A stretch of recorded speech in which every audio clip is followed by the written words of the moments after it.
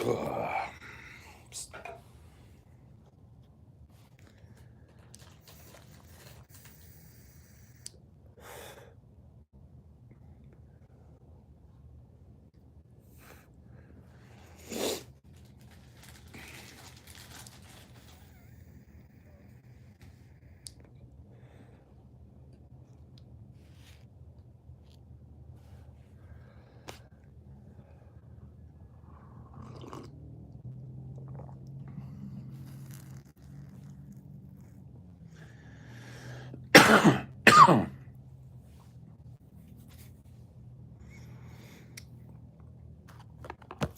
The fuck do you guys want?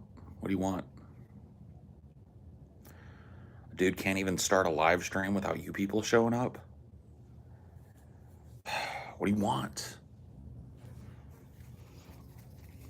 I just wanted to have a chill, empty live stream where I talk to myself and I don't have to worry about dealing with all of you.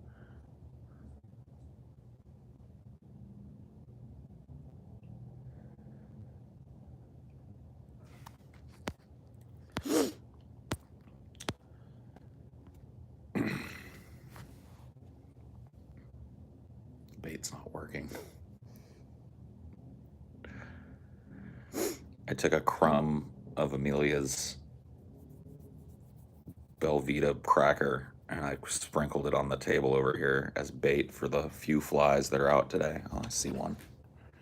I see a dude.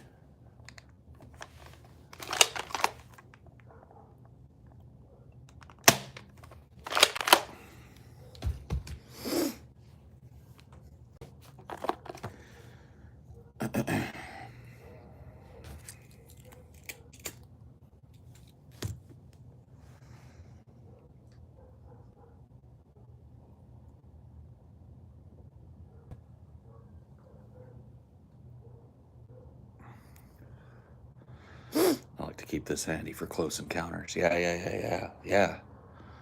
That's Hicks, Corporal Hicks, with his old school sawed-off shotgun that he brought to fight the aliens.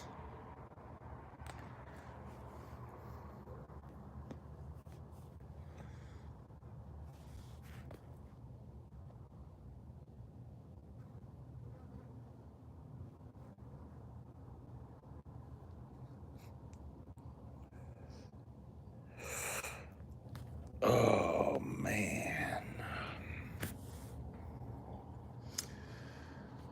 Hubba.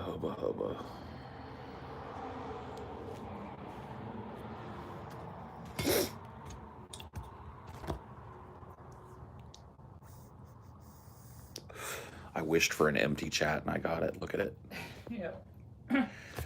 The zen of an empty chat.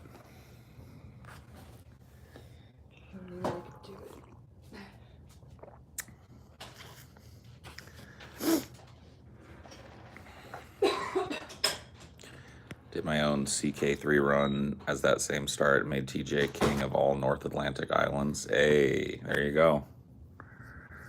There you go. Dude, that game was so fun. I had a lot of fun doing the TJ CK3 run yesterday. I might keep it going and see if we can have Ginger TJ accomplish anything. Or we might just start again, you know what I mean?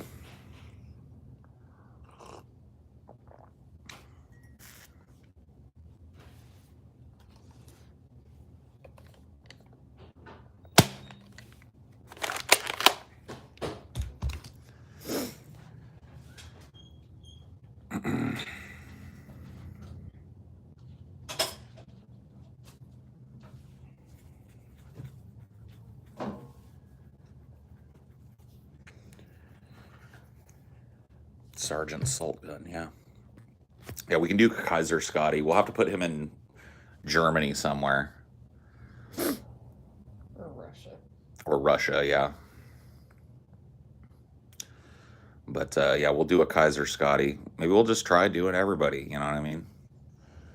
We'll do Stevie. Then I'll go through and I'll do all the wives. See how we can do. What do you think Stevie is? New Zealand? I don't even think we can do New Zealand. Oh. This is Crusader Kings is the medieval world. Oh. So it extends down to Central Africa and as far east as the eastern border of China. So you get a lot. Like you get all of the Mid East, all of the Far East, all of Europe, and most of North Africa and Central You Africa. could give him Egypt if you wanted, huh? Yeah, I could give him Egypt. I think Egypt eventually, obviously, because like the game follows the historical. That's one of the cool things about it is like to their ability, everybody that's in the game Mm-hmm. is historically accurate figure. So it's like, Egypt would be taken over by the Greeks and then taken over by the Romans. mm-hmm.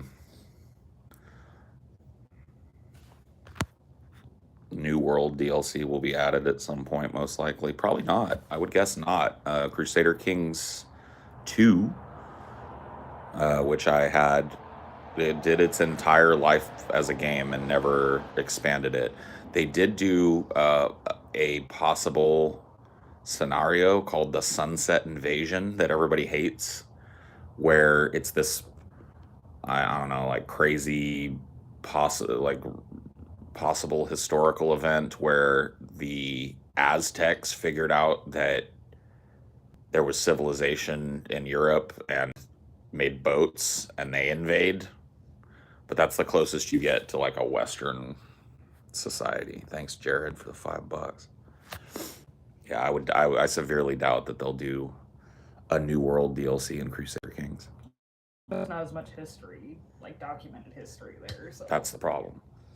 You know, and that and this series has always been set in that period, like the early Norse kind of conquer periods from in like 867, I think is the earliest start, all the way up to like 1066, and it's centered around a lot of the times when there were crusades and shit.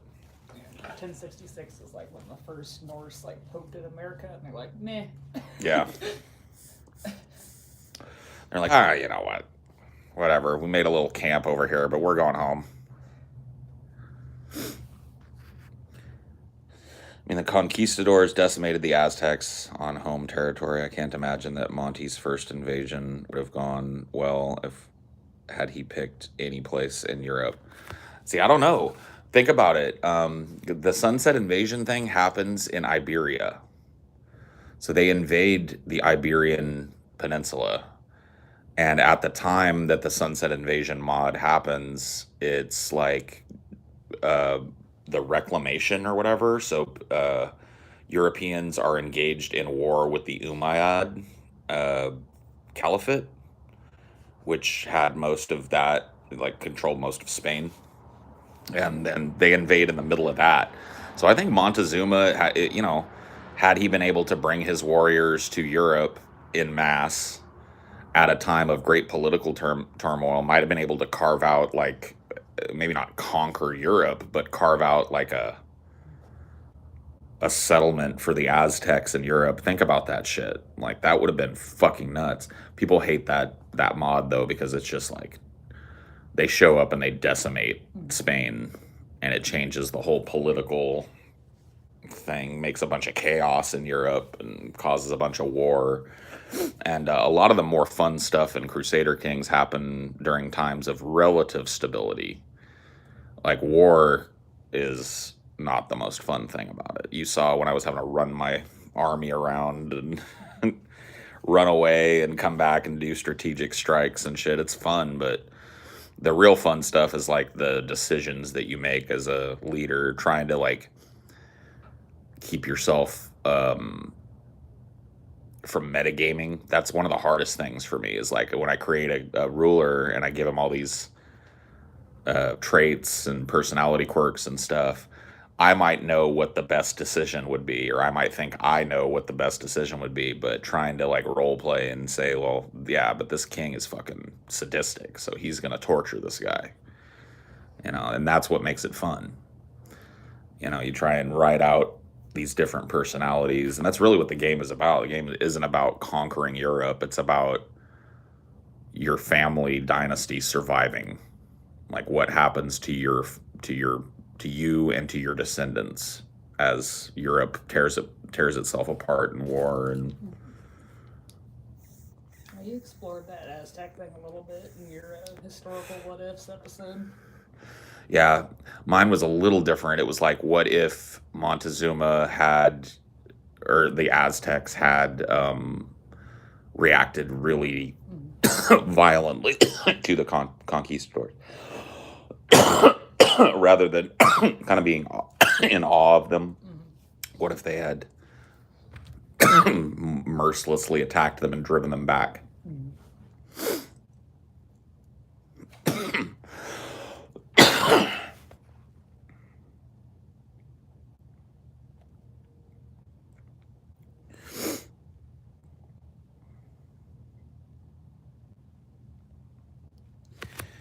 I mean, I don't know. I've played Civilization, and I've played a couple of different Paradox Interactive games, and I just think they're different games. They're very different games. Like Civ is a much more, like, if you compare them, it's a much more arcade-like experience. It's definitely, it feels gamier. I don't think it's necessarily like kids mode or whatever.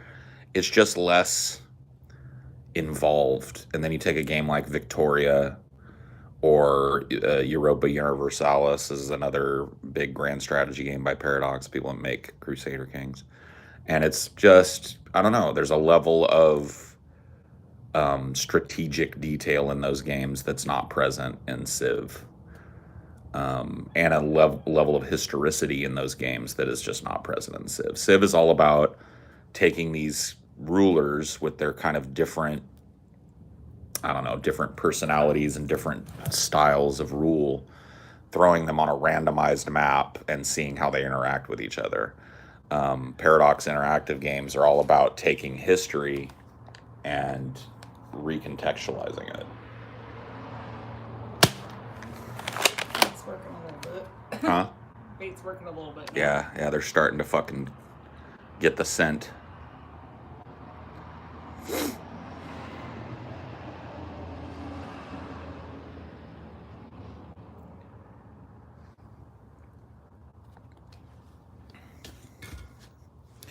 I don't know. I don't really think that Civ is all that comparable to the Paradox games, but whatever.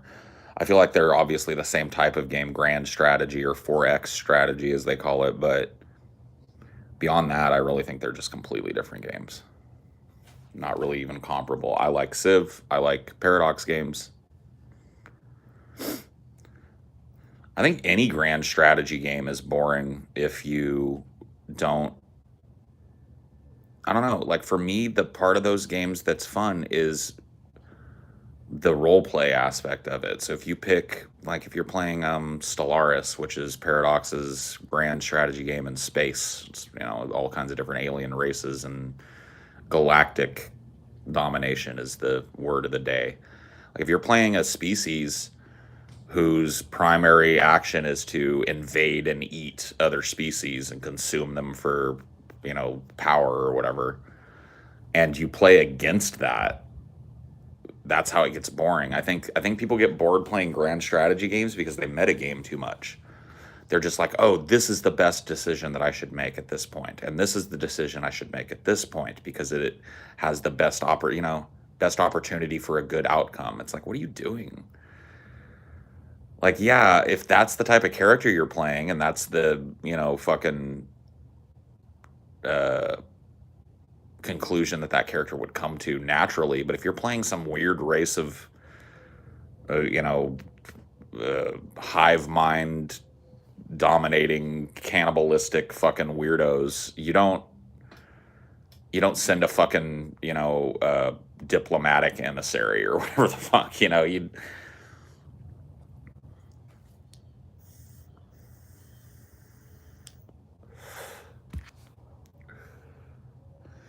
Like, to me, that the whole point of playing those games is to come up with a crazy scenario, pick a crazy race or ruler, and then just see how it plays out. No, I never played any of the SUFCOM games. I heard of them and I'm aware of them, but I never played them.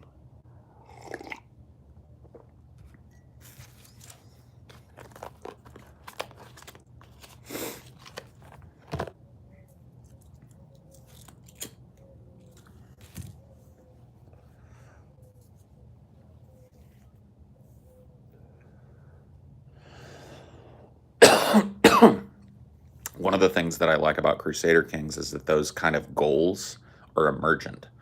If you go and watch the stream I did yesterday of TJ's reign in Greenland or Iceland, um, you know, at first I was just like, oh, I want to take this island over. And then it eventually, you know, the other person that had power on the island came after me, beat me in a couple of wars, took my son prisoner, and the emergent goal became to get my son released. You know what I mean? And so, not able to fight the guy with military prowess, I just started murdering his entire family and everybody that he loved. I murdered his wife, I murdered his heir, I murdered his replacement wife. And eventually, he let Ginger TJ go. You know what I mean? He let my child go. And that's just like, that's just a totally emergent piece of gameplay right there, where I decided that I gave a fuck that one of my 18 heirs was locked up. You know what I mean?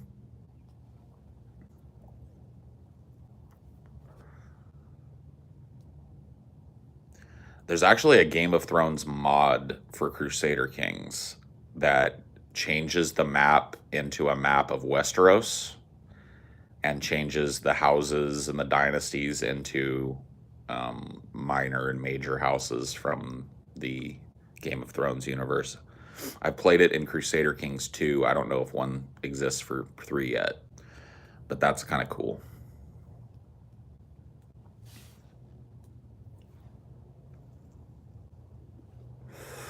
What's up, Jawant? There's one for CK2 that makes the game North America 400 years after nuclear war. That's neat. Yeah, there's a lot of cool mods for Crusader Kings 2. I'm sure there will be for 3 as well. 3 is a really great game. Is it one of those like open source modding systems? Mm-hmm.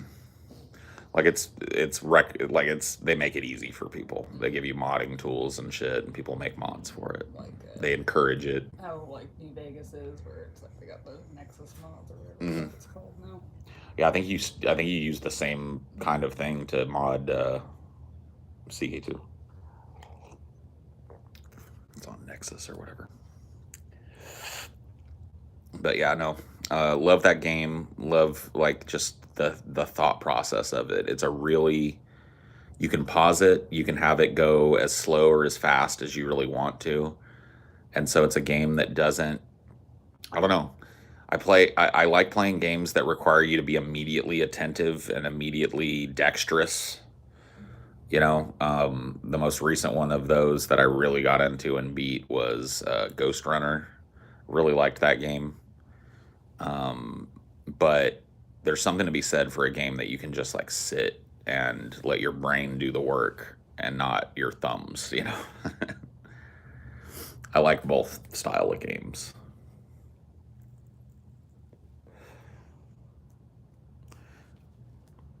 Yeah, that is something about me that, like, I know we talk about video games here, but nowhere near as much as I am interested in them.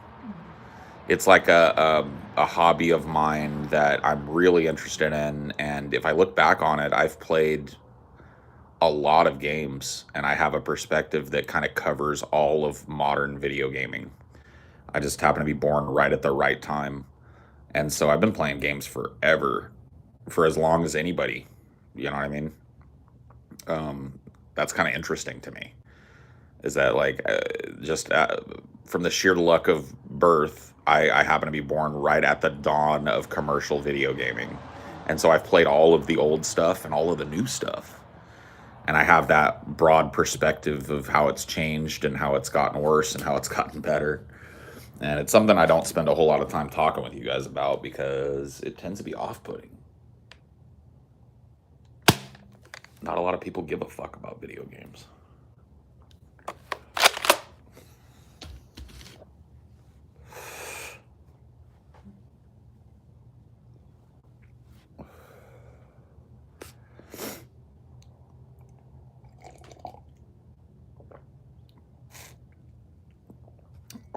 pudding. Oh boy, that's a time. Yeah.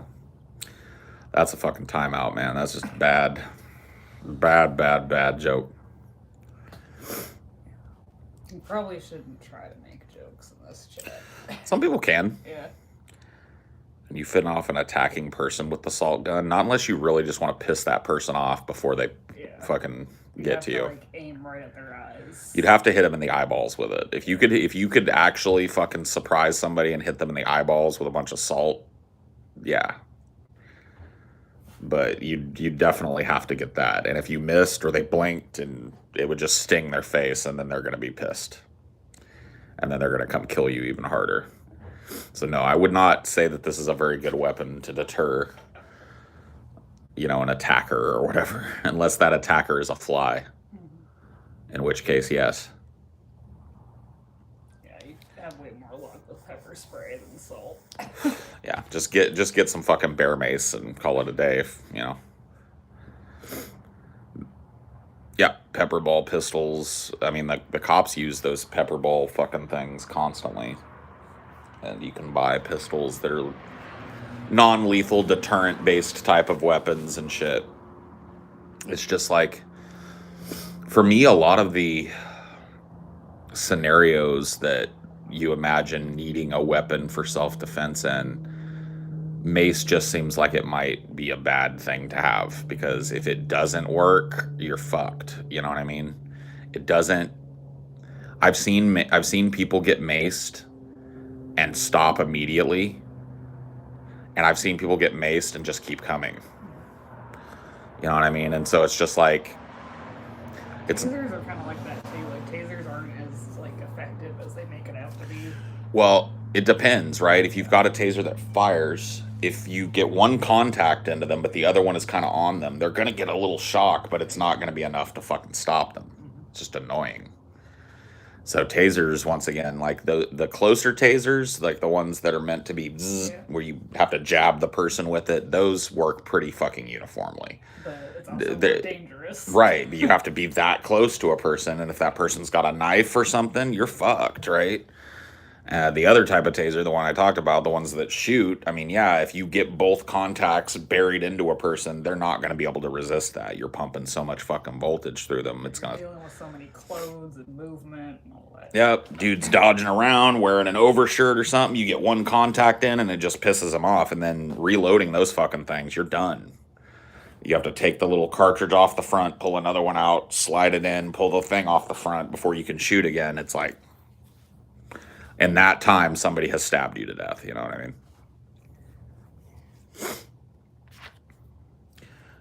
Stevie has a really interesting home defense weapon that isn't a gun that he made out of a bunch of scrap metal. It's this big, mean, heavy fucking spear. Literally, like, just probably 8 or 9 feet of spear with a big, mean metal head on it. That, you know what I mean? That type of shit. Somebody's coming through your door and you're waiting on the other end of the door with that fucking shit. You just impale a motherfucker with it. Gun doesn't matter. You know what I mean? Like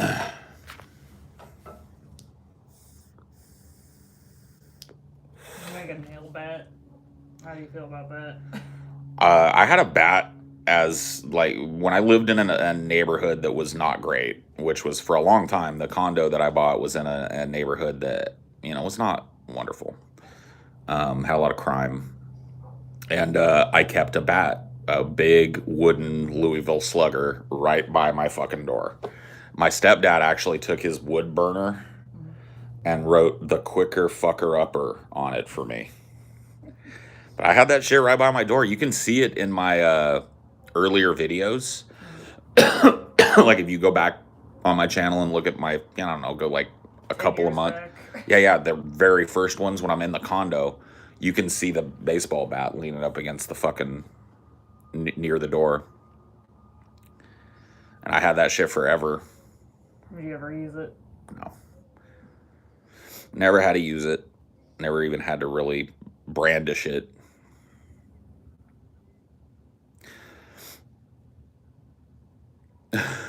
There was one time when I had my hand on it, but It's such a weird fucking situation. Yeah. Yeah. My, my roommate at the time, you've met him. Mhm. I won't say who it is. My roommate at the time was dating this chick named Megan. And she was a little weird. I don't know how else to put it. She just had a very weird, off-putting kind of personality. And he ended up dumping her because of it. Like he was just like, I'm not feeling it. She's annoying and strange to have around, and blah blah blah. And went on to go date somebody else. Just like moved on real quick. It wasn't like they were dating all super hardcore for a long time. It was a very casual thing, right? He dumps her, moves on, and he's out and about one night, and I'm sitting at home. This is like, it's just ridiculous. I'm sitting at home playing on my computer or whatever. I'm home alone, and ding dong, somebody rings my doorbell. So I go and I look through my peephole, and I see Megan and two dudes, like in trench coats. And I was like, "What?" I put my fucking hand on my bat, and I opened the inner door, and I had one of those outer, like this, like the metal kind of door, like this shit. I had one of these. So I opened my inner door, and I'm like, "Can I help you?" And she said to me, "We're here for your friend. We're here to talk to your friend." And I was like, "He's not here?" She had these big goons with her, big goth goons. I'd never seen anything like it in my life.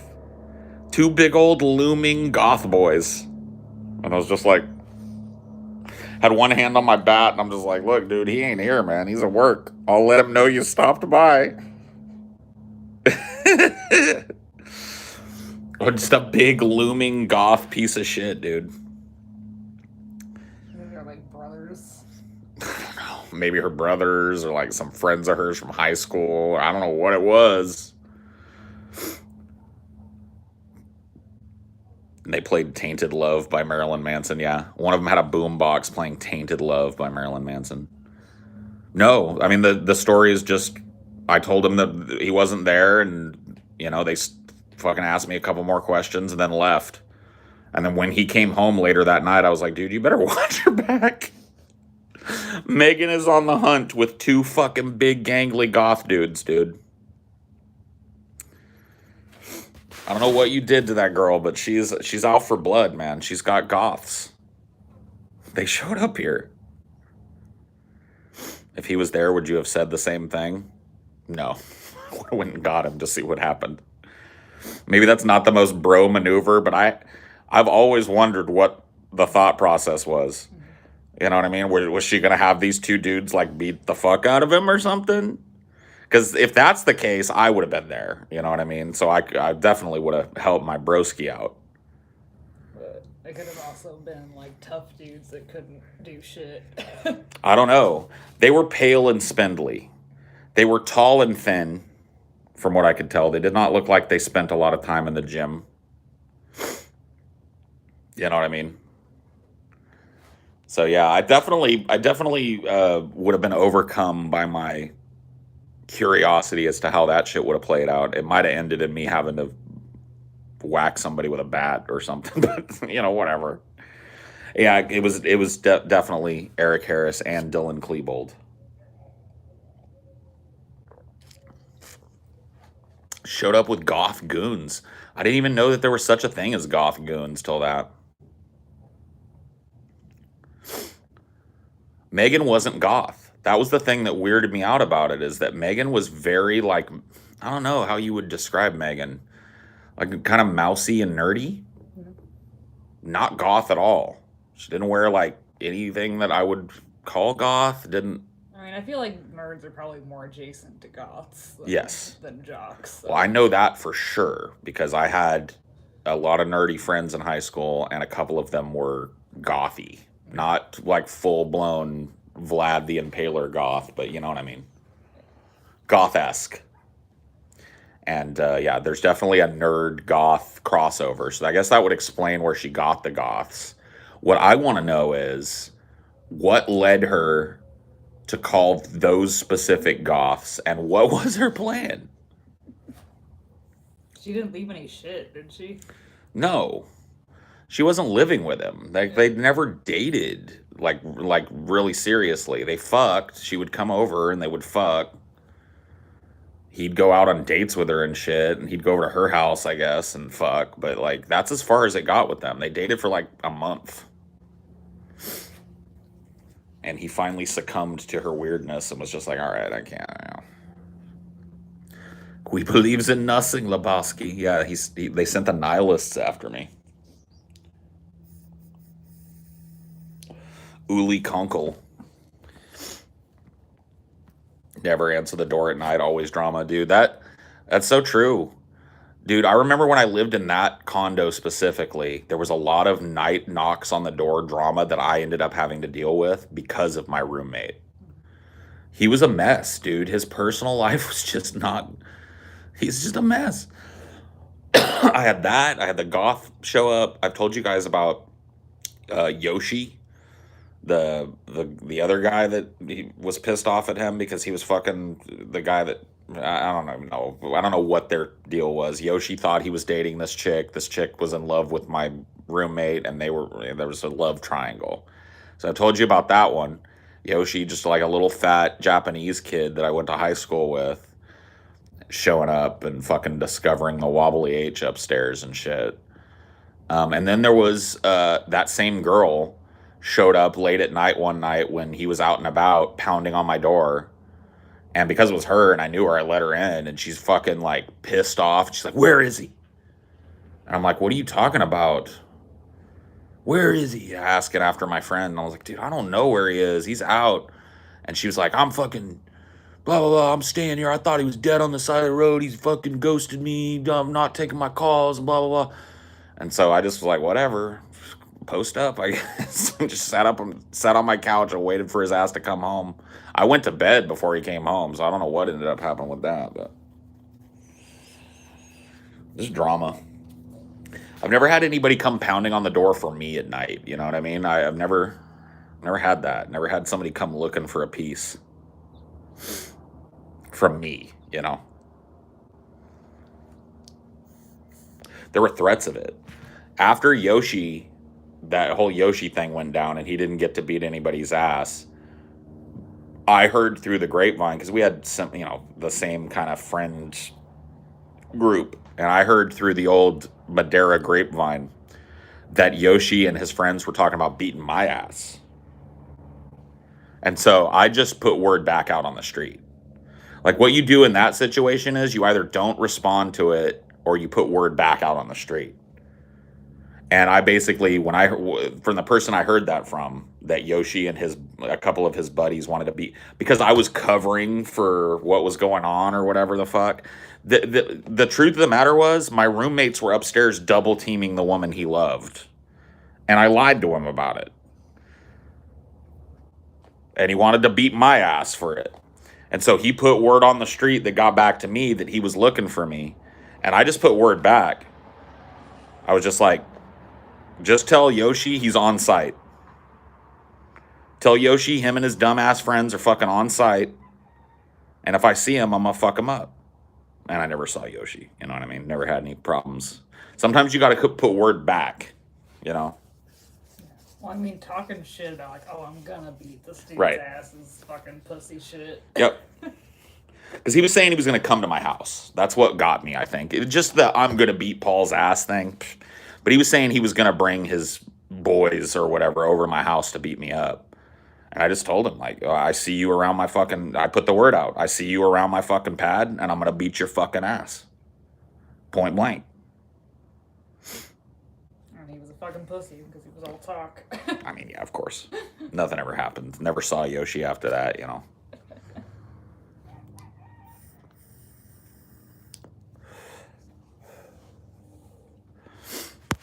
But that's as close as I got to like a drama visit, a threatened one. A threatened drama visit.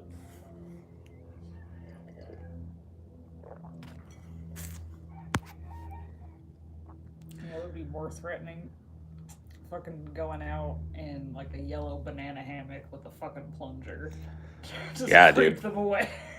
Just answer the door butt naked. Fuck that. Yeah. with a big boner. Just be like, what? And be wielding some strange weapon like that, like a plunger or some shit. Yeah.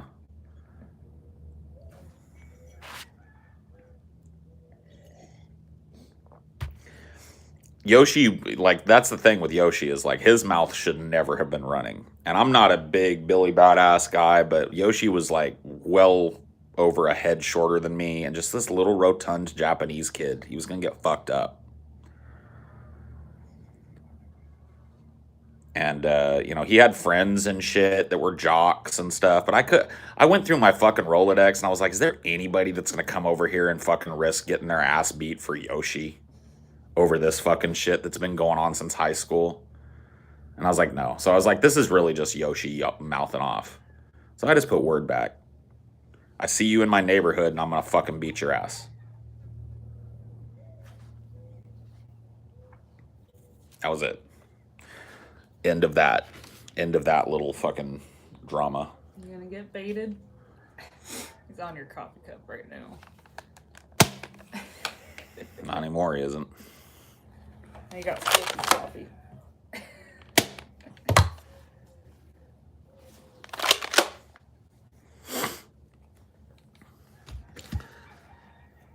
It's because it's not really a story, is it? Like Yoshi coming over and threatening me and me telling him to go fuck off is not really that interesting of a story. It just came up because we were talking about other times where I had friends that were dealing with shit like that. That's really the only time I can think of where I was dealing with shit like that.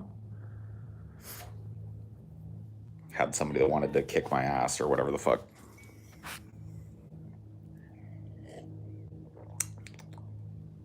Oh. Missed most of the salt out of my coffee anyway.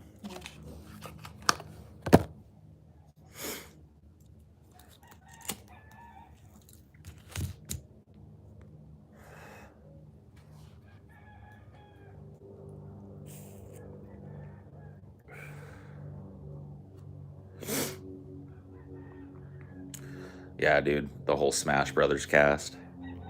Yoshi, Mario, Dr. Mario, Luigi, Princess Peach. They were all coming, dude. They were all coming to break my question block.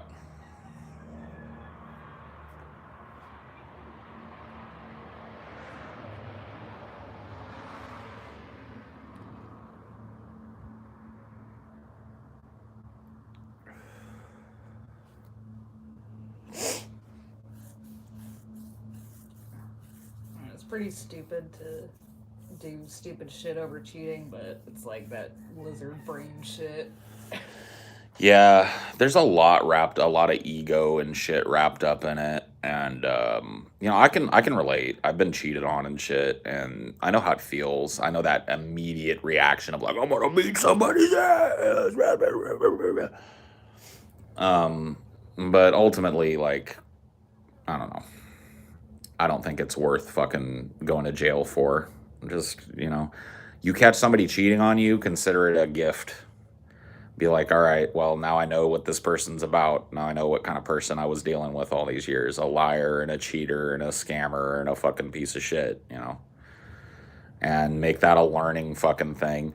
This idea that you get mad at the fucking person that's doing the cheating with your significant other too is just like, I mean, yeah, is it disrespectful to come up on somebody's fucking girlfriend and shit? But they may not know. They may not be aware of the extent of it. Who fuck, you know, like that's just a trap. Honestly, like your anger is directed at your partner, whoever they may be. And that anger, the only healthy way to express that is just cut that fucker out of your life.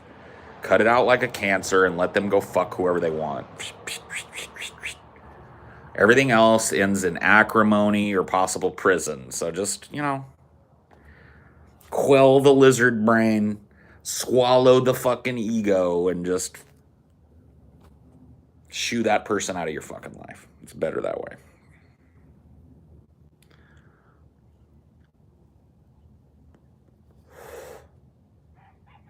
Take the dude out for drinks later in life. I don't know about that.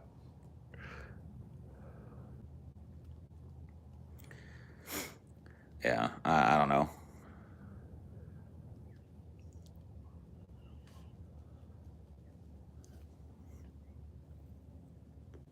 affairs of the heart, dude. Crazy shit. People will do crazy, crazy shit when they're in the throes of that type of jealousy and ego damage and stuff. People will act fucking nuts. People will kill people. And it's actually like a justification for a bump down in murder. If you show up at fucking home and your wife is upstairs getting railed and you go up there and kill them both, you're still going to jail, but you're not going to jail first degree. You're going to jail for like second degree murder. You know what I mean? You're getting a bump down in the fucking crime because, you know, I guess the justice system allots for the fact that people go into blind rages and shit when that happens. Yeah. No, it's definitely, yeah, like, they take into account any, like, sudden fucking emotion. Well, that's the difference between first and second degree, right? Is first degree is premeditated and with malice of forethought. So you planned to kill somebody and then you come home and do it. And second degree or whatever, third degree, I can't even remember. Second degree might be... I feel like it doesn't exist in some places. Yeah. But whatever it is like it's the degree of involvement that you had with it prior to the crime.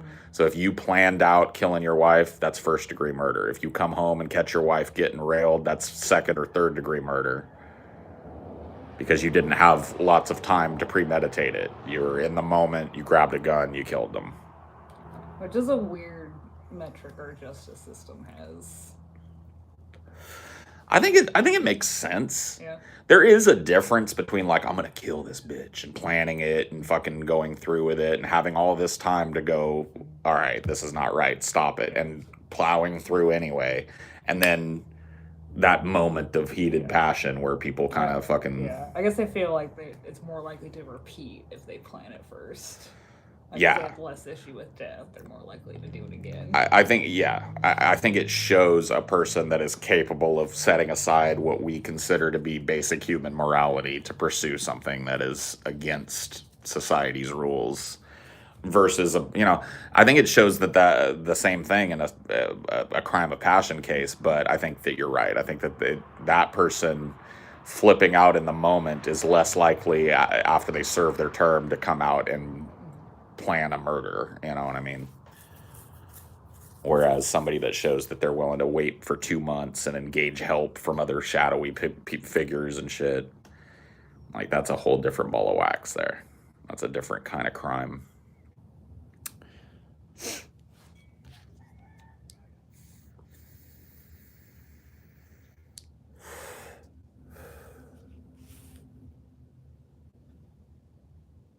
You looking at the butterfly too? Yeah. I don't even understand how our yard is still alive, to be honest. What do you mean? Like just that things are still green and shit. Oh, yeah. Deep-rooted trees and shit.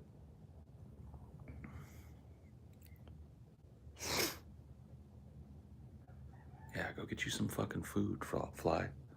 There's some crumbs over there. Some delicious crumbs. I'll get you some crumbs. Oh, you got a heel one? What? A fly on your heel? On my heel? Yeah. Where? On your other heel. Behind it. Oh, I see him. I see you. Bastard. Sneaky bastard. Like, I'll go under your foot now.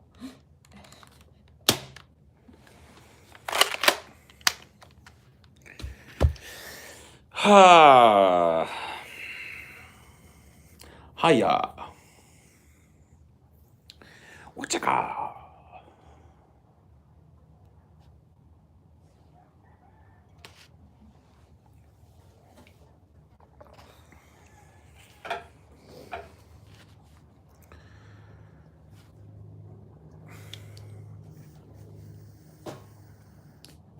Did you get you anything since I'm going in? Like a water? Yeah. Thanks.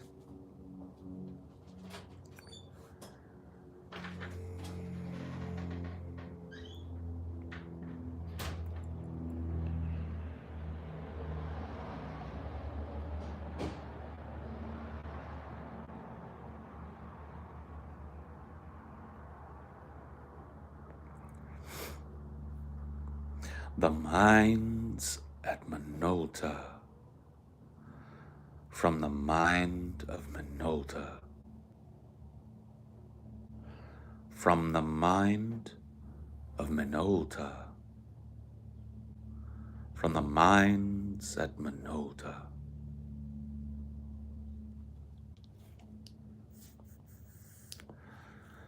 From the mind of Mencia.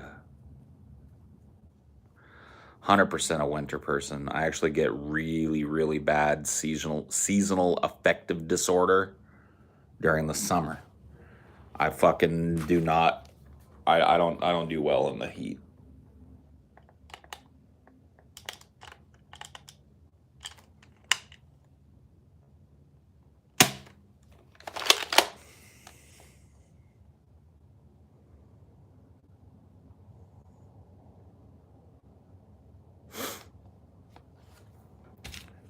We have actual winters here, not like snowy ones, but it's cold. It gets cold, gray and drizzly and rainy and, you know, icy. You can freeze here. So that's, yeah.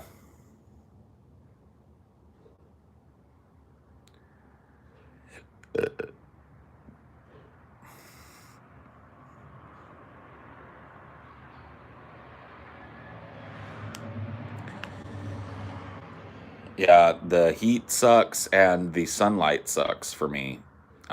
This is something I didn't learn until way later, is that certain people have photosensitive anxiety.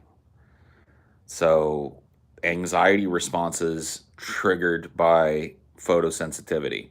And I'm one of those people. Being out here, one of the reasons why I face away from my yard and look at the side of my house rather than looking out into that yard is that the constant sunlight wears down on my eyes and triggers anxiety responses in me. Or can. It doesn't always. Depending on the day, depending on where I'm at that day. And so the darker things are, that's why I'm more productive at night. That's why I'm more I'm generally happier during the winter months.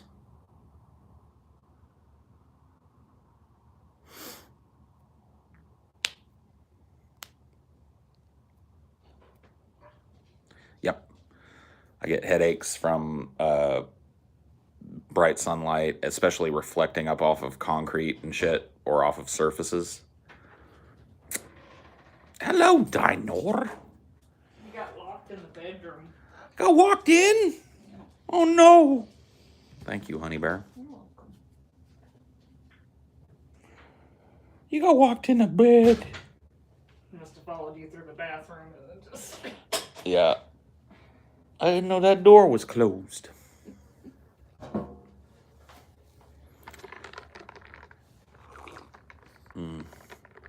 Oh, thank you. That's the good stuff.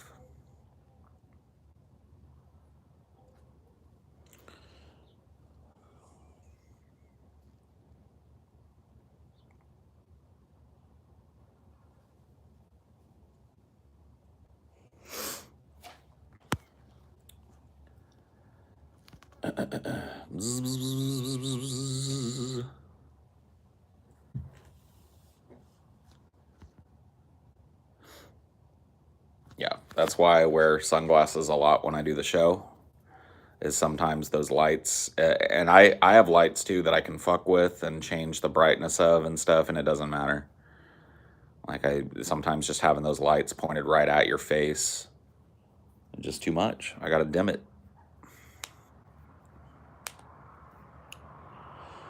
Fall and winter. That's when I feel best. Summer is when I feel the worst. And I've definitely been feeling the effects of that long summer kind of malaise that comes over me in the hot months. I just feel I don't know, man. It's hard to explain. I guess if you have seasonal affective disorder, you probably understand. I feel like the world is more hostile during the summer. and the idea of doing simple things triggers anxiety in me that doesn't exist in the winter for whatever reason. I just feel a sense of hostility from the world in the summer. I don't know how else to put it.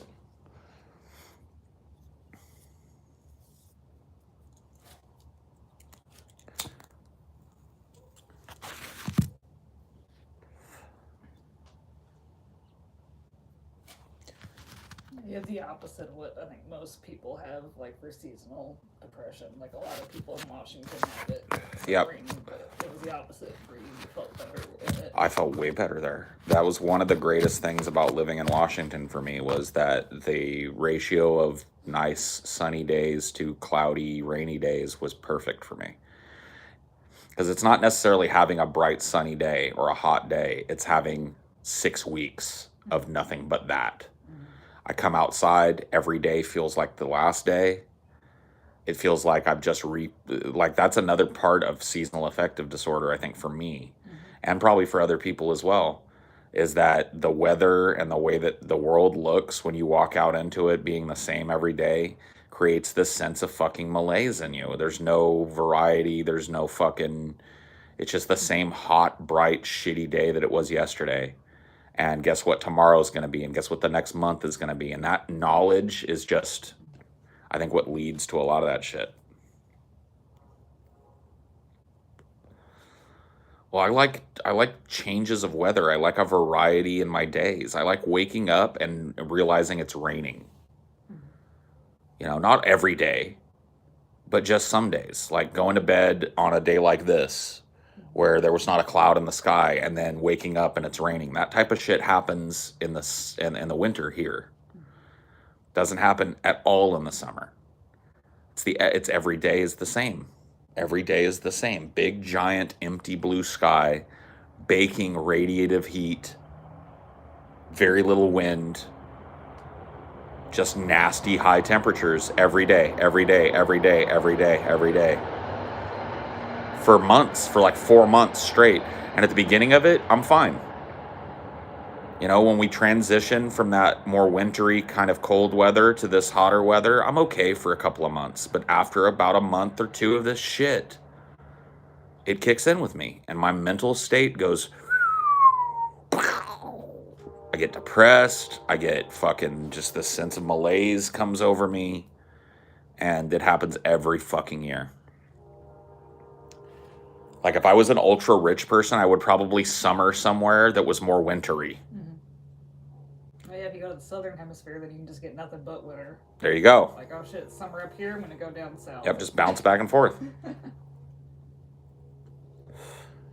But, you know, that's not an option for me, so I gotta fucking deal with whatever climate I can find here. And the only place I've ever lived that I felt like had a climate that suited me was Washington State. Never got super hot. You had a nice balance. You had a sunny day every now and again, and then you had an overcast day every now and again, and then you had a rainy day every now and again. And it was just like there was enough variety in the weather to make it feel good to me. But this type of shit, I grew up in this. You know, and it's gotten worse too. I think that's one of the reasons why I developed such an aversion to summer, is because when I was a kid, summers were hot in this area, but they were not like this. They were not this every fucking day oppressive over 100-degree heat shit. Like you would get rainstorms and shit in the summer. You would get like cooler days where, you know, it only got 80 degrees or whatever the fuck. You can have a stiff breeze. That just doesn't happen anymore. Just like an oven. Like I've spent so much time out here when it's over 100 degrees, and I feel like I'm gonna be freezing my ass off as soon as it drops below 70. Oh my god, yeah. I mean, the temperature extremes here are actually pretty interesting, because it gets biting fucking cold in the winter here. Not like as cold as it does in certain places, not below 0 or whatever. You know, it gets cold. It's just, but I feel better in that. I feel better all bundled up. I feel better when it's cold in my house and cold outside, and You know, there's clouds up in the sky, and oh shit, there's a big thunderstorm today, and oh, now we got a nice sunny day. Like, that kind of variety keeps me from feeling this every day is exactly the same kind of malaise.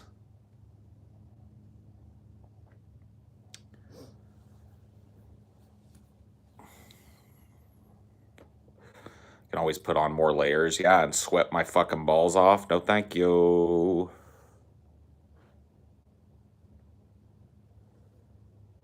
Troll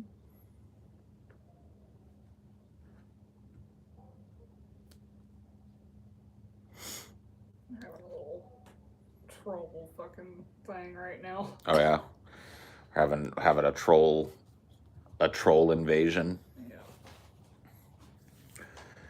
Yeah. Yeah, I noticed an uptick in people fucking tagging me in just nasty shit, sending me nasty fucking DMs, like just awful shit, shit that I wouldn't even jokingly ever say to a human being. And You've been like reporting them if they're on Twitter and shit. yeah. I saw one that tagged you, and I reported him. Tagged you with a screenshot of a DM that he sent me that was wishing rape and death on you, and wishing that I got carjacked again or whatever. Then I blocked that guy, and he came back on an alt and just DM'd me PTSD until I blocked him again. Literally that. I'm like, what? Like, who does that? What kind of person is that?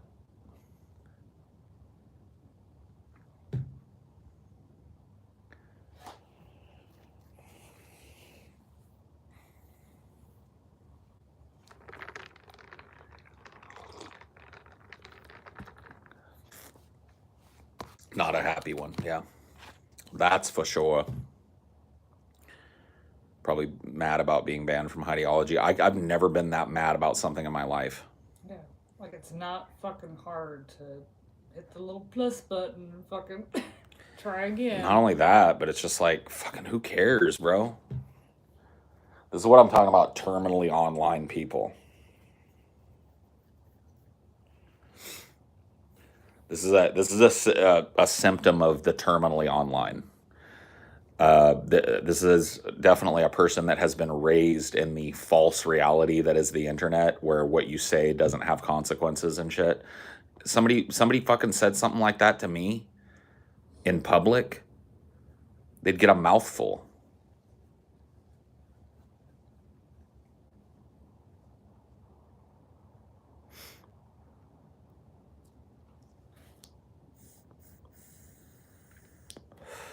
But on the internet, they can say the most, and it undermines the strength of language.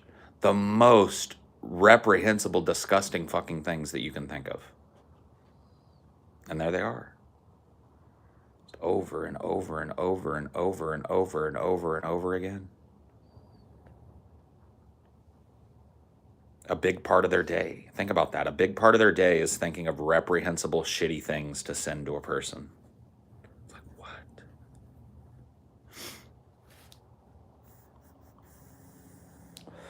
I wouldn't say that to a person who ran over my fucking dog.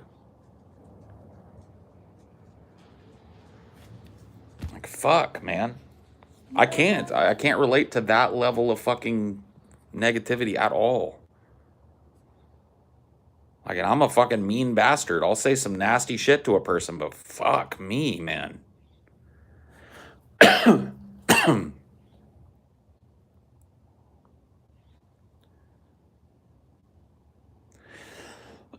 I don't know if you blocked him.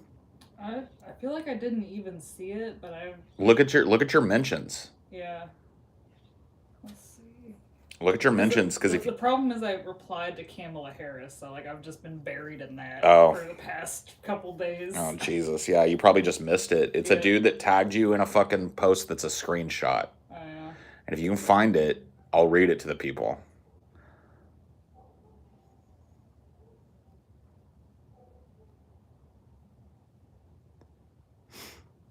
He sent it yesterday. Oh, yesterday? yesterday? Yep. Well, then I definitely don't see it. He tagged you in it, so maybe I don't know if you're. Or maybe the report actually went through and they fucking. Maybe, yeah, maybe they 'Cause banned I the don't fucking check guy. mine very much because I got the other one to worry about. Yeah, that's the sad thing is like I reported him and then I realized that when you report somebody, it fucking makes the DM disappear or whatever the fuck. No, I'm not gonna brigade fucking dude. Trust me, like that report goes through, he's gonna get banned, but I don't think he cares. He's got a billion different fucking accounts, and that's, you know, he's gonna dedicate himself to that. Should have taken a screenshot. Yeah, why save shit like that though? Yeah. Just I might nasty. have blocked him previously for some other shit or something. Probably so. Probably not his first time he fucking did it, so. That's why we need your 2-account rule. Yep. Dude would have one chance to say that without his name appended to it. And then a second chance to say it with his name appended to it. And then no chance to say it beyond that. Block one, block the other. See ya.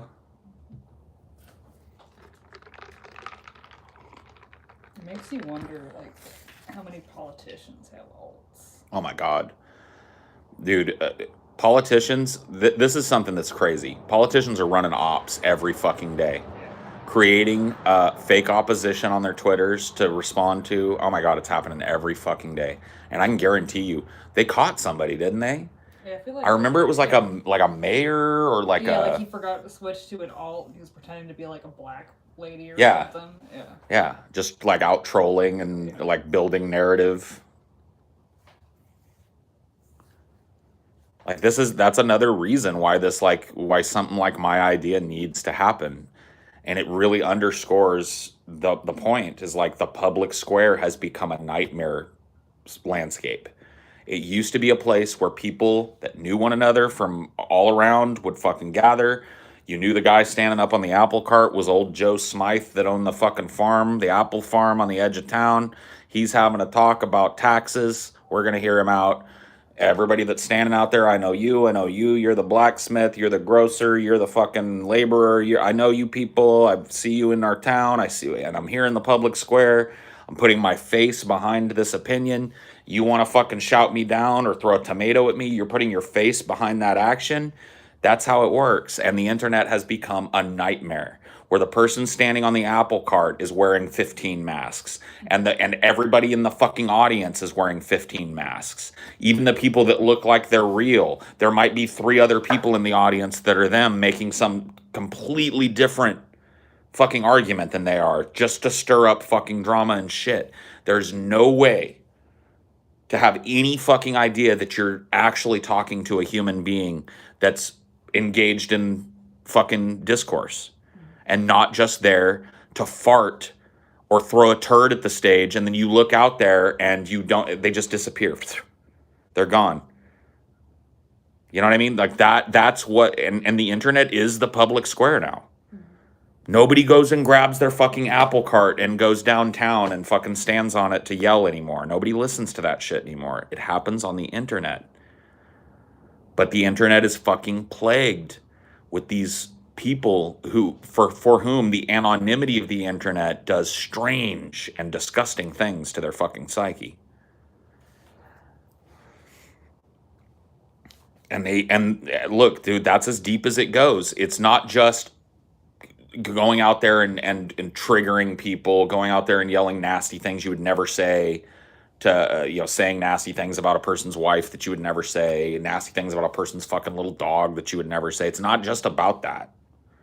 It's about politicians creating controlled opposition. It's about corporations creating endless alts to give good reviews to their fucking products and shit. It's about restaurants, mom and pop restaurants, small chain restaurants, fudging with the fucking reviews and shit to make their restaurant look like it's better than it is. There's it's narrative building. Right? YouTubers, I bet you would be shocked if we could get a fucking snapshot of just the numbers, not individuals, but just the numbers of YouTubers, right? Or social media figures that use alts to support their fucking argument. I bet you'd be blown away. I bet you would be absolutely shocked just at the numbers, right? The completely anonymous numbers. What percentage of internet personalities across these various social networks, YouTube, Twitter, whatever the fuck, have or currently are using alts to support their agenda in one way or another? Whether it's controlled opposition, so you can say, oh, look at what this person said to me, but it's them saying it to themselves, or just controlled support, where it's just like, oh yeah, I love this person. Oh fuck yeah, man. I used to hate myself, but I listen to you. You changed my life. Dude, I bet it would be something like over half. I bet it would be over 50% of content creators either have done it in the past or routinely do it. Guaranteed. And like you never know, like if there's like a bad response to something, if it's not like one person making like 20 accounts. Right. Like, this sucks. This sucks. This sucks. Yep.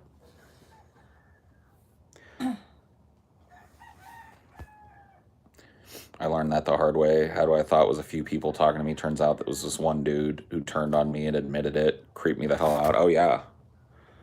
It's fucking insane. That's another thing that just diminishes the public square. One person can be 30. So there's 40 people standing out listening to what you're talking to, but 30 of those 40 people are one person with a single agenda to disrupt what you're talking about. And there's nothing you can do about it, because when you pull the mask off, they just disappear. They were never there in the first place. That's what the internet has fostered. And it makes it completely fucking useless for discourse, makes it completely useless for spreading ideas, makes it completely useless for having fucking any kind of meaningful philosophical interplay between people, because you never know who or what you're talking to. You'll have no skin in the game, as they used to say, right? If you're an internet denizen who just has a billion different alts, you have zero skin in the game. You're not even a person.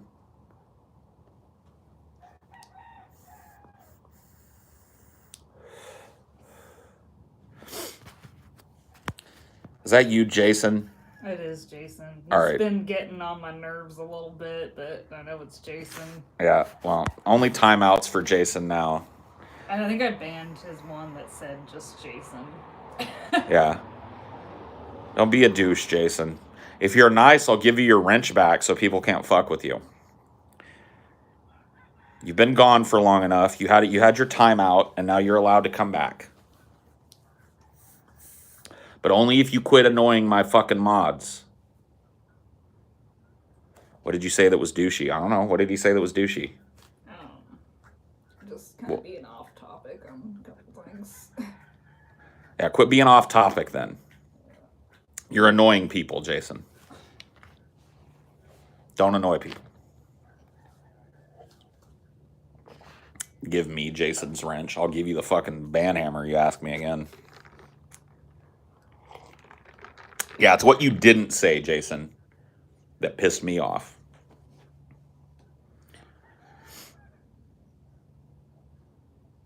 What about one account per IP in the TOS? Doesn't matter. VPN. People can fucking, yeah, it's so easy to make a new IP. VPNs, IP spoofers, fucking just, certain people have ISPs where they can call and have their IP dynamically changed whenever they want. Two accounts. Overall internet access is locked to 3 accounts per person. One account is an evolving account for children that adults are not allowed to access. So kids from, and maybe even by grade level. You could do it like kindergartners can only really fucking interact with kindergarten level shit. And if they're playing multiplayer games, it's other kindergartners. And any fucking adult that uses a child's account to try and groom a child or do something untoward with a child, real easy to find them. Who's got access to little Timmy Timmyson's fucking account?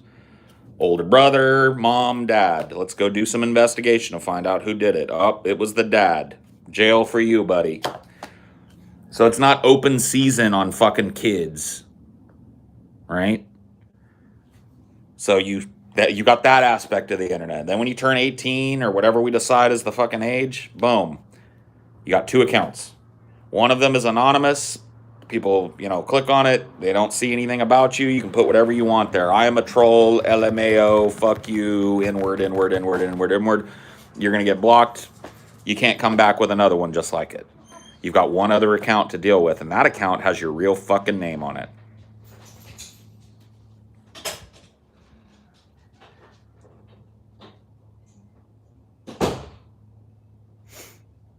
And that's it. Done deal. No more fucking mass campaigns of bullshit. No more ability to be fucking V for Vendetta in every conversation. A victorious visage of vicitude. A valorous victorant. Virtuously vituperous. Like, sorry, you're not Guy Fawkes anymore.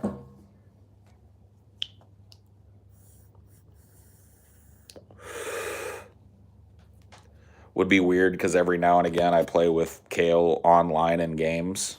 I think you're supervising your child at that point. Yeah, at that point, like, if you have an account that is connected to your child's account, maybe you can play like World of Warcraft with them. You can give them like, okay, my child, I don't know. It gets. I think it's better to just fucking play it out, like separate that shit. You know what I mean? Separate it out. Let kids play kid games. Let adults play adult games. You want to play a game with your kid? Just sit with them on the couch and play a fucking hot seat multiplayer game. You know?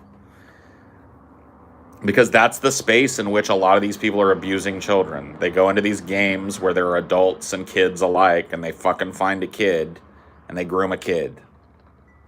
What if kids want to play adult games? Hey, dude, kids want to fly jets. Kids want to jump off cliffs. Yeah, when you're a kid, there are rules. Sorry, you can play some adult games when your little ass is an adult.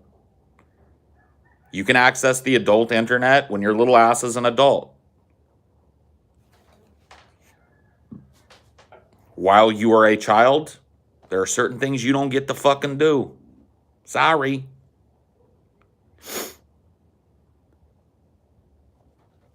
Watching your 7-year-old niece playing Among Us, literally her first game, a guy was asking her age. Yep. Real fucked up. Yeah.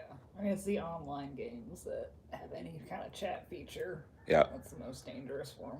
Didn't you play adult games as a kid? There was really no concept of adult games when I was a kid. There were no kid games. It was a fucking medium that was made for adults. I considered Diablo to be an adult game, and I played that. Dude, I played Leisure Suit Larry when I was like fucking 7 years old. Leisure Suit Larry is like a game about a dude trying to get laid. It's a point-and-click adventure game about a dude whose ultimate goal is to try and get fucked. All right? Probably shouldn't have been playing that game. My parents didn't know any better. I broke the rules when I was a child, and the fucking number one, there were certain rules I didn't break. So your idea that like any rule that there is, a child will break it is just ridiculous, Crescent Slice. And you are a kind of a factory of ridiculous fucking nonsense, by the way. So yeah, no. Not every rule gets to get broken by a child. Children are not little agents of chaos that you have no control over.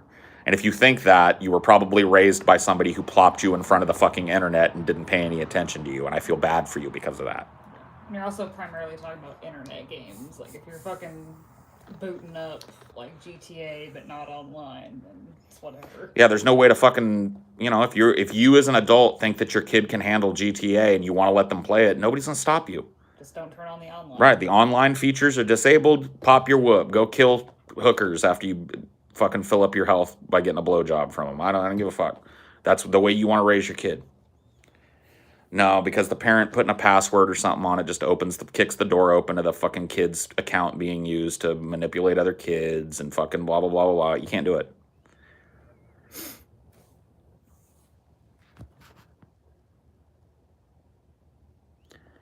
So I've grown to think Nintendo actually has the right idea in making online communication mad limited, because some of the degens that are online are just demonic. True, true.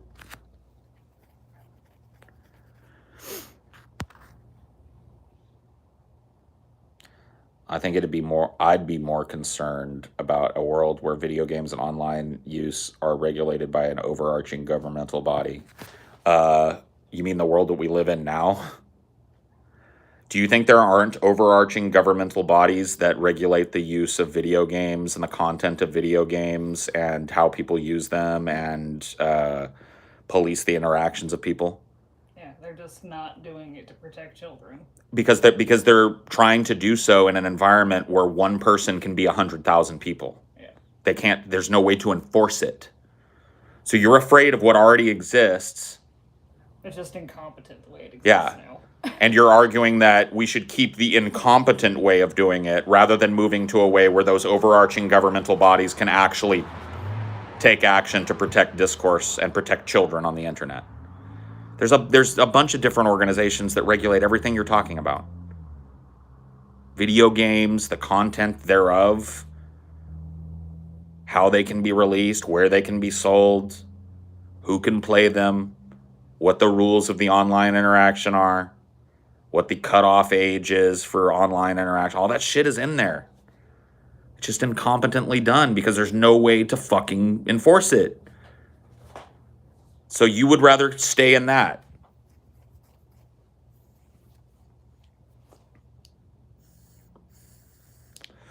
The NSA fucking, read what Edward Snowden revealed about the NSA and its ability to fucking know every little thing that you've ever sent. The NSA can fucking look at all of your text messages, all of your online searches, all of your interactions online at the drop of a hat. The only reason that most people maybe haven't been looked at in that way is because their name has just never come across the desk of somebody at the NSA. And that's not fantasy, that actually exists.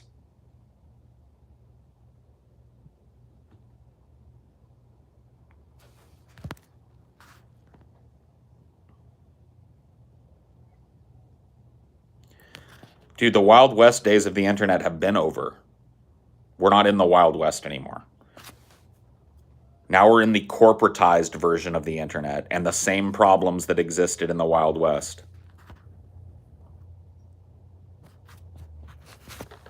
are still here.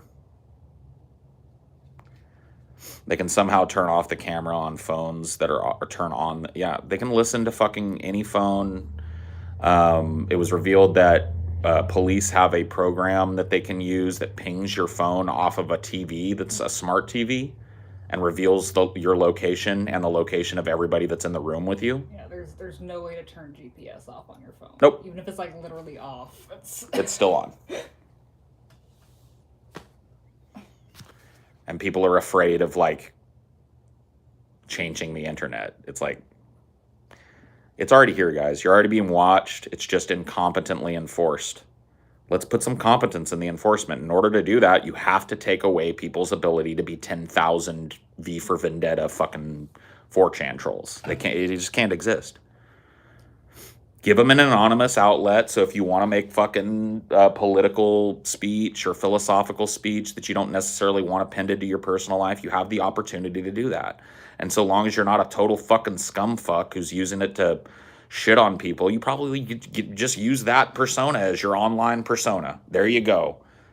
But if people ban you, you can't just come back as Joe Blow 24.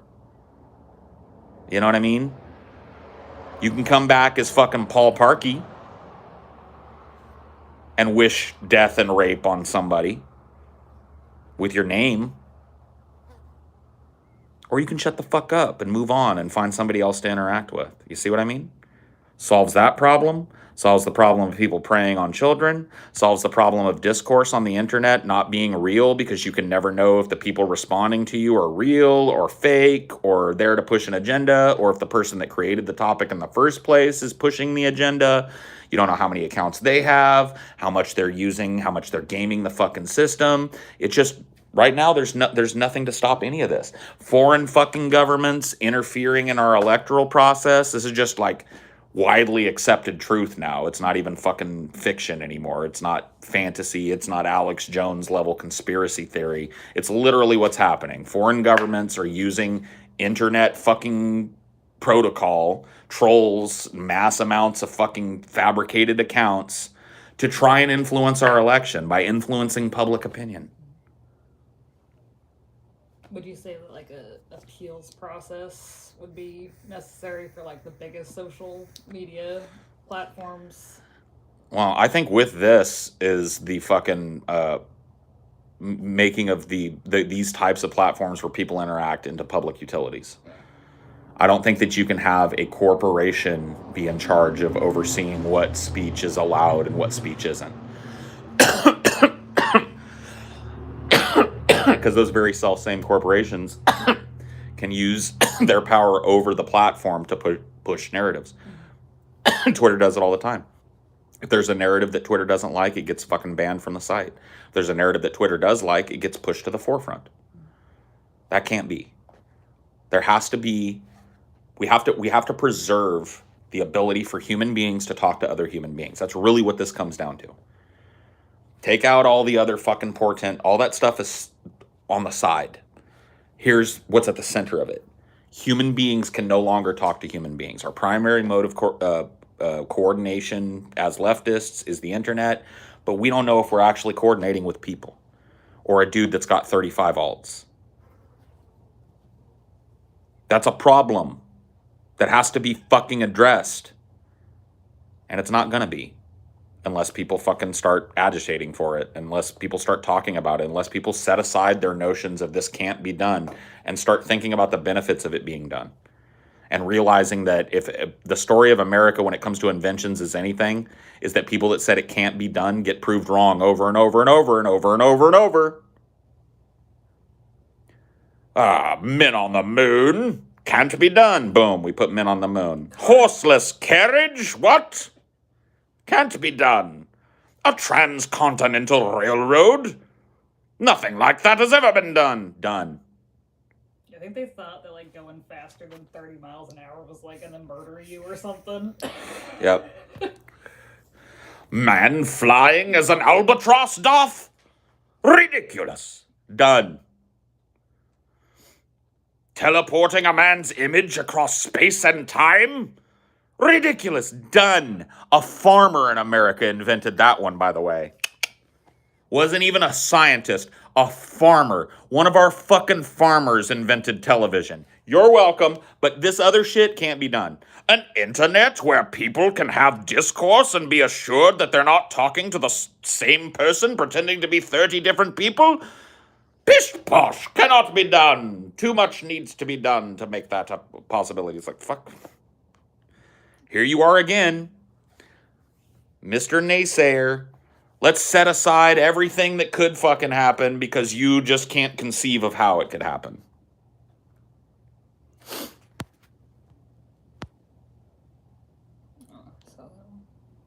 It's crazy to think that when literally 300 years ago, all you had to do to avoid crime was jump town. Yeah. Seriously.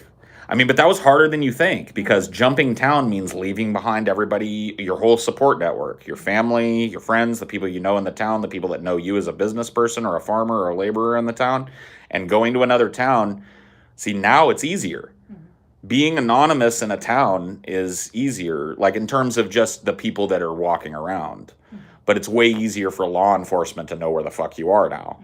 Back in the day, you gave up that, like, because, you know, towns were not anonymous. You couldn't just show up and be like, I'm Chester Chestington.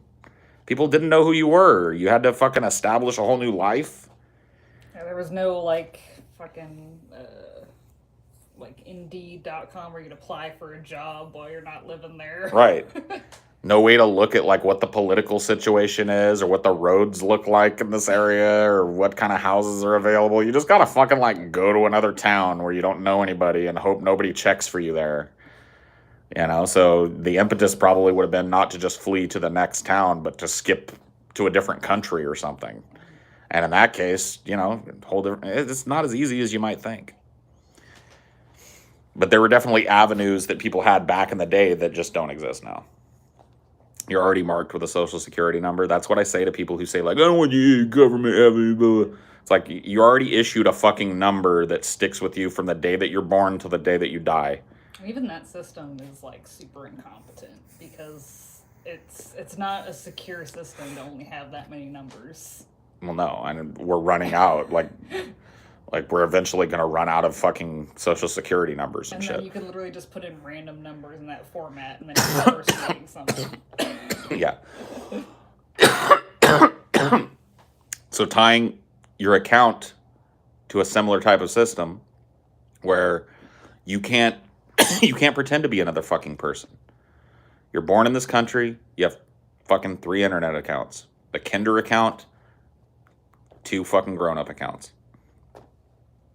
Would it require a functional restructuring of the internet as we know it? Yes. Does that need to happen? Yes. Yeah, it's like if we can invent the internet, period, it can be redone. Yeah. If we can invent the internet, we can reinvent the internet. I mean, come on.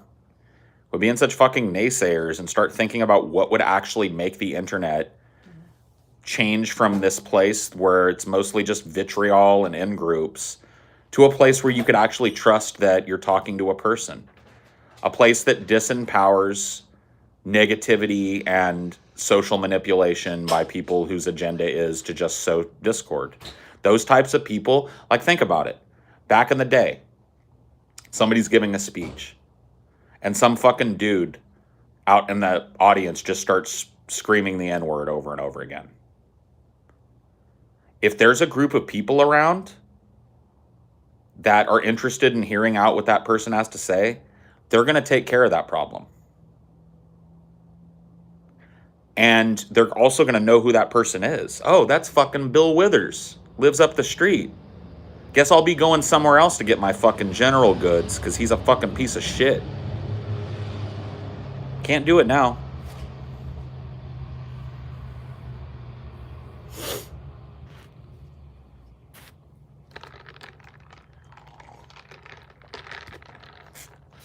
Bill Withers is Dr. Flibberty Gibbert 72. You know what I mean? Nobody knows who he is. Nobody knows where he is. Nobody knows what he's about or how many of him there are.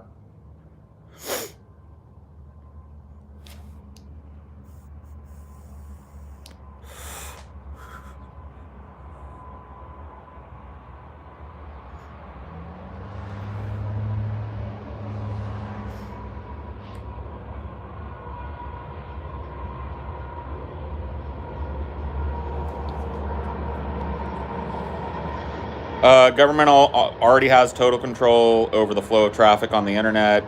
So that's one fucking thing that you're scared of that's already there. Lord knows there will be all sorts of unforeseen consequences. Like what?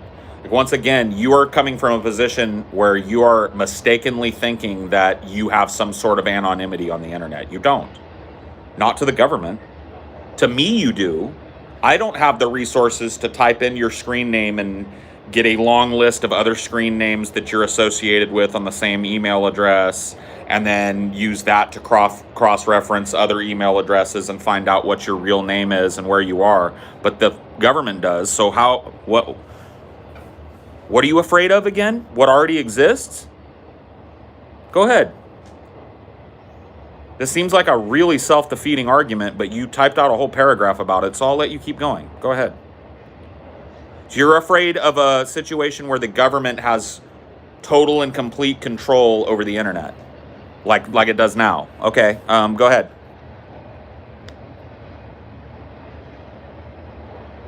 Good.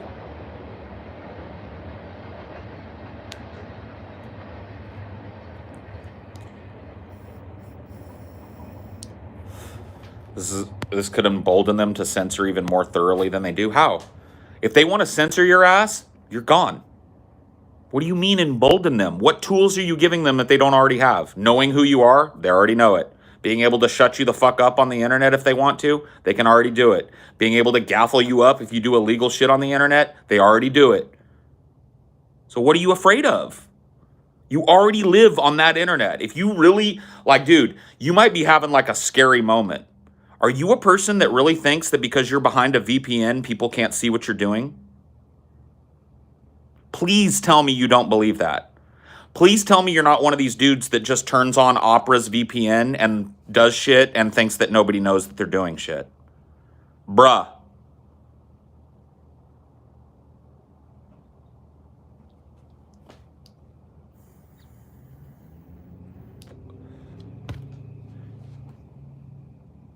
Like, are you joking? So what are you afraid of?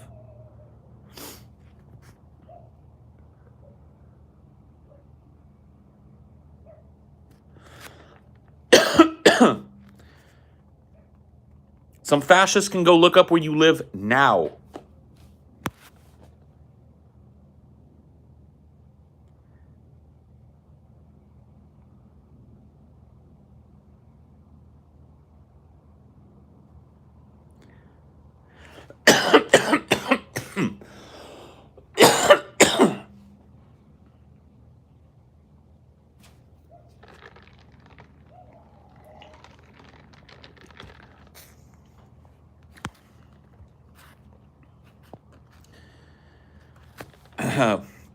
People don't understand VPNs at all, Jason. I think you can see that.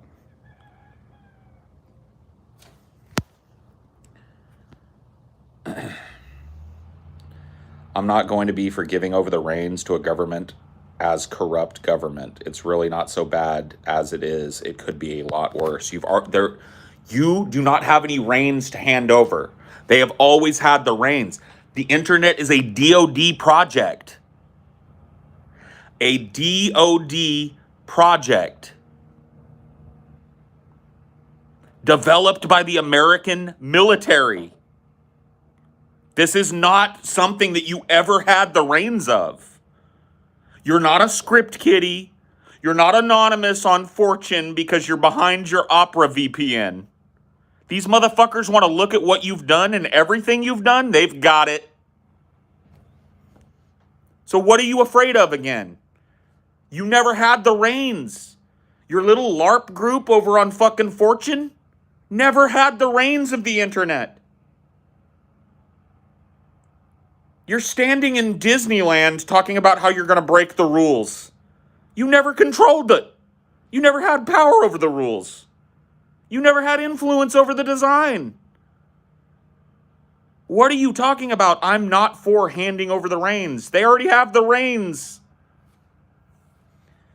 Dude, I'm telling you, man, there are a lot of people that have been broken by this internet subculture shit, where people go like, make sure you get a VPN, LOL, and then they fucking, oh yeah, I'm Captain Anonymous, and they think that nobody is tracking them, nobody's looking at what they're doing, and if they didn't involve themselves in some illegal shit, there wouldn't be a knock on their door. Dude, these people have no fucking clue.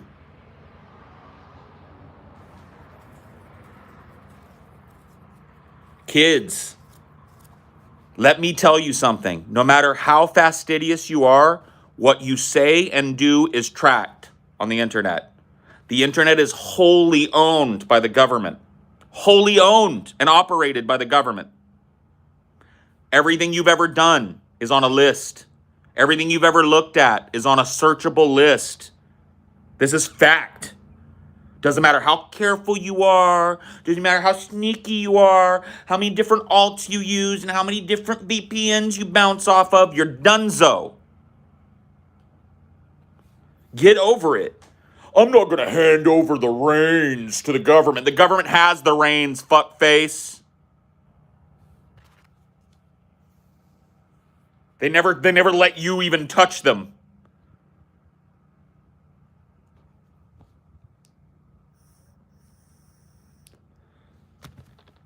Ugh.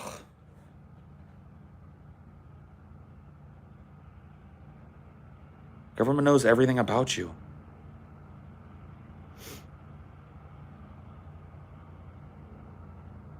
I can't be tracked. I've got a VPN. I use my neighbor's internet.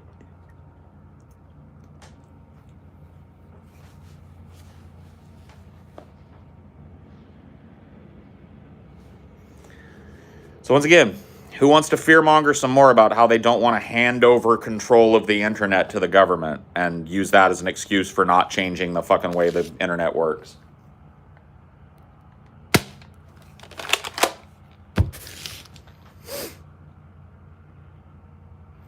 I just don't think that the free people of Internetonia should hand over the reins to the corrupt government. Like right now, we're operating in total anonymity and secrecy, bro. You watch too many movies, homeboy.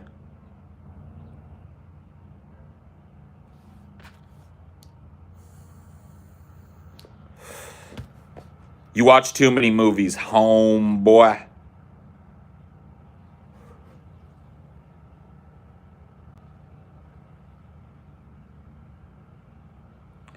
Yeah, played too many watchdogs.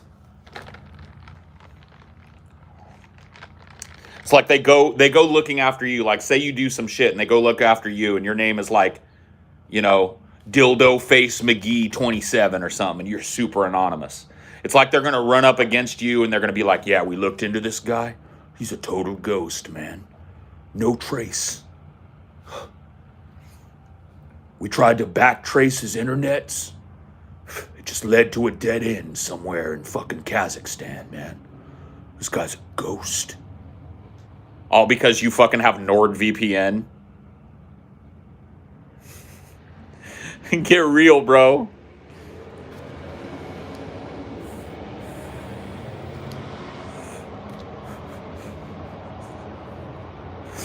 Man, we've been tracking this Mr. Dildo Face McGee 28 for years, man. He's a ghost. How's he getting around our tracking protocols? He uses a VPN. Ah, fuck, which one? Nord. Oh, God. Man, he may as well have never existed at all. This guy's a phantom, bro. A phantom. Like, this is what you are in your head. Get real.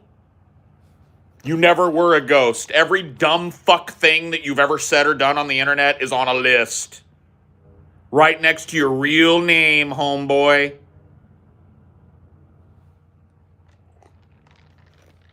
So what are you afraid of?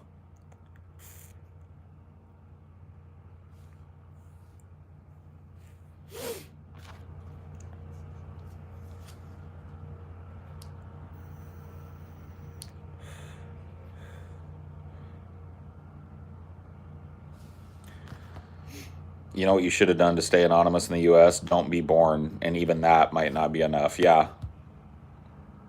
No shit. But yeah, apparently the government needs to put microchips in the vaccine to track us. I know. How stupid are you? They're tracking you with your fucking phone. They know where you are every second of the day because you have a dumb fucking smartphone like everybody else. Dip shit.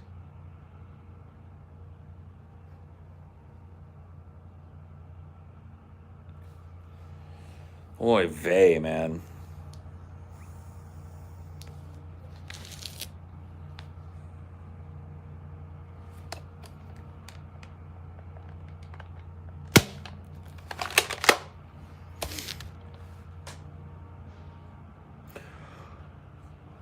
Anything on Dildo Face McGee 27? Come on, guys. I need something concrete on this guy. He's just a fucking...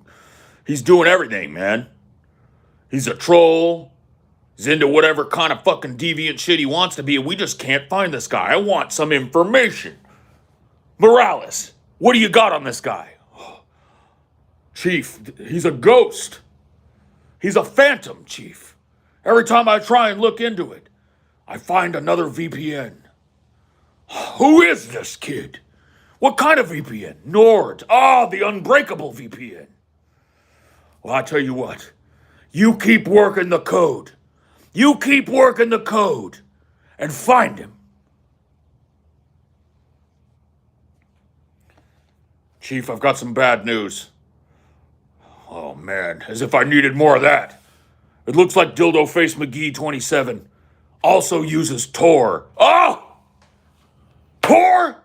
You mean the thing that allows you to anonymously access the deep web? Yeah. Ah! Find this kid. Find him and bring him down, goddammit. If only we had the reins of this internet. Chief? Oh, what is it? What is it, Piscopo? Chief, I don't mean to add more bad news, but it seems that he uses his browser in incognito mode. What? Who is this guy? Lex Luthor made flesh?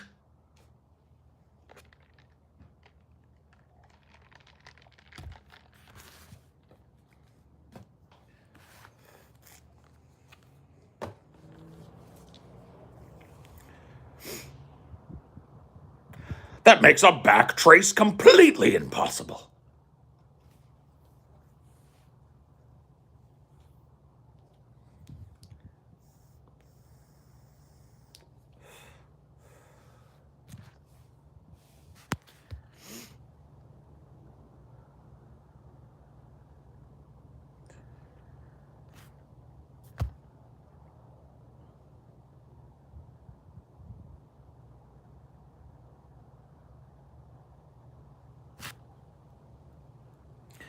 Think for a second.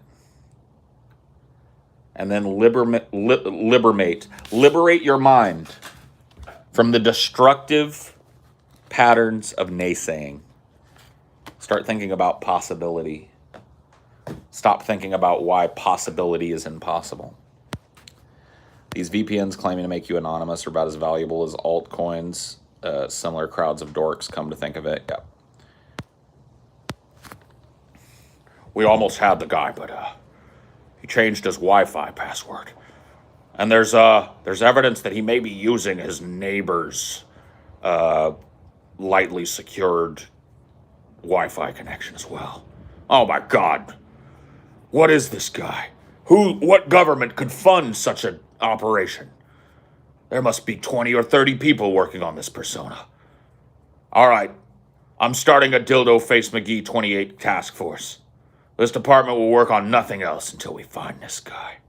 Sir, I mean, we can try, but he just, every time we think we've got a grasp on him, he just melts away. He melts.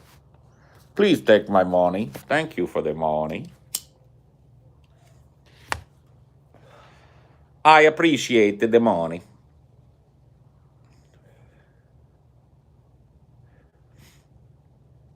Hackers 2, The Legend of Dildo Face McGee, yeah.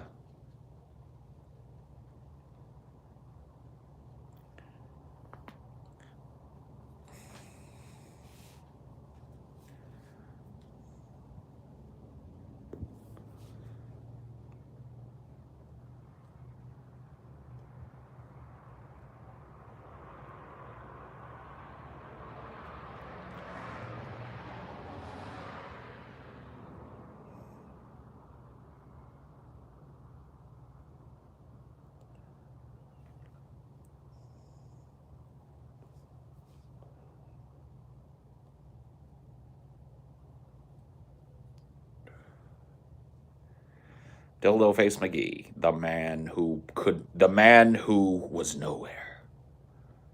Dildo Face McGee.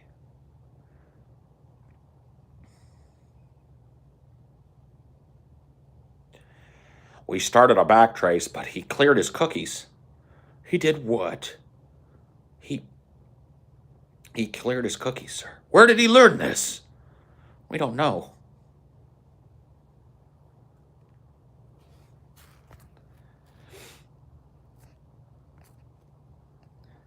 And he actually called one of our asshole students Fuckface McGee, so this is bringing it all full circle. Well, there you go.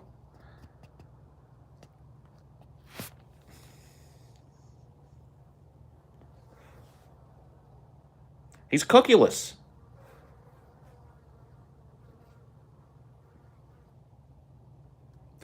Sir, we have evidence to believe that Dildo Face McGee may not even be a he at this point. What are you saying? He's a woman? I'm saying he may not even be human. What are you talking about? Have you considered the possibility, sir, that Dildo Face McGee might be a rogue artificial intelligence? Oh my God.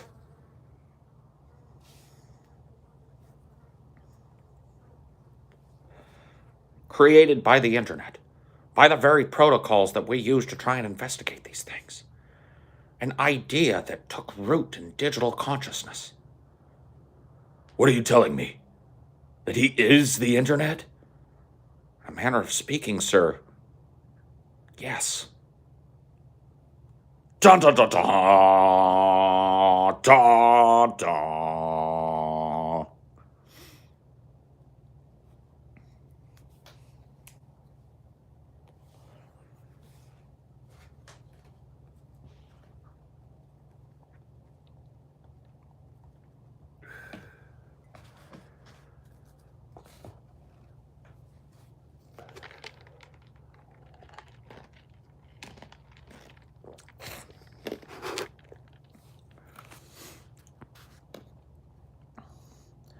We're going to compile all his porn from his history to blackmail him, sir. We're working on that now. Wait a minute, what?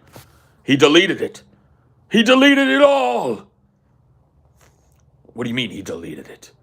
Sir, apparently, these hackers have figured out a way to delete their internet browser history. Oh my God. Oh no.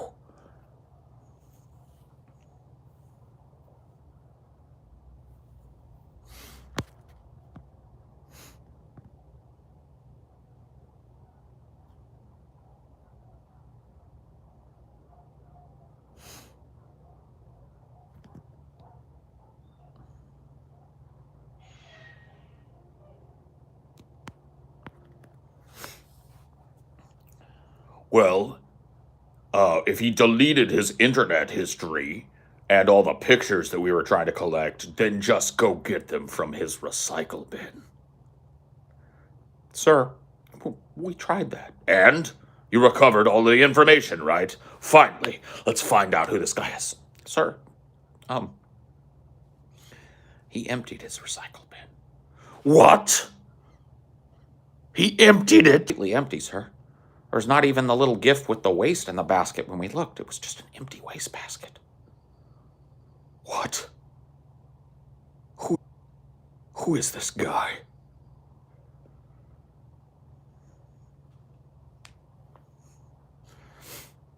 Sir, have you considered that he may be an alien intelligence?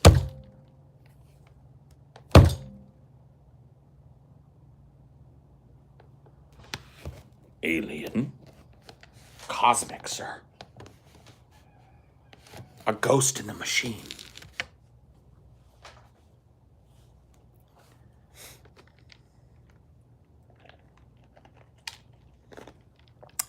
Anyway, I gotta go. I'll see you guys later. Bye.